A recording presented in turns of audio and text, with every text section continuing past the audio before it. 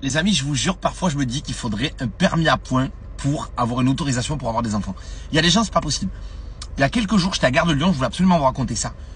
J'entends. Qu'est-ce que c'est que ça? C'est bouffe tout dans Ghostbusters, c'est un enzyme glouton, c'est pas possible. Je vois un enfant, le pauvre enfant, le gosse, il devait avoir 8 ans, sans exagérer, il devait peser 50 kilos. Il était là, le cul à l'air, le bide à l'air, sale, mais sale. On aurait dit qu'il avait été libéré par des dealers de chez moi à Marseille. Sur la table, il avait disposé des sachets de sucre et comme un toxico, il vidait le sucre dans les gobelets comme ça et il sniffait à la paille. Il aspirait à la paille, et il faisait... Il a 8 ans, je sais pas, il arrivait même pas à parler, c'était trop bizarre. On a dit vraiment qu'il était, tu vois, comme un crackhead mais en sucre. Il se taille au pôle qui est juste à côté et il tend la main, il fait... Tu sais, il essaie de choper le sucre et la dame elle fait non, le sucre il faut pas toucher.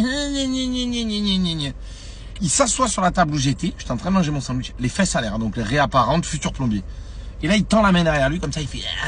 Il essaye de choper les sacs des gens pour prendre la bouffe qu'il y a dedans. Il y a un père de famille qui dit non, mais ça va, dis donc, arrête, hein, et tout. Et j'avais de la peine pour ce petit, parce qu'il sait même pas ce qu'il fait. Et t'avais la mère, elle était en face, à 100 mètres, 150 mètres, en train de jouer sur son portable. Elle s'en battait les steaks, frérot, elle s'en battait les steaks. Elle aussi, elle était sale, frère. Mais j'ai jamais vu ça, on aurait dit qu'elle sortait d'une mine. Elle était avec son autre gosse. Et le gosse, il partait, là, il est dans la gare, il aurait pu se faire kidnapper par qui tu veux. Elle s'en tamponnait complètement. Évidemment, ils sont partis. Après, il a laissé la table, frérot. Alors, laisse tomber. La cour des miracles, c'est la table, il a massacré.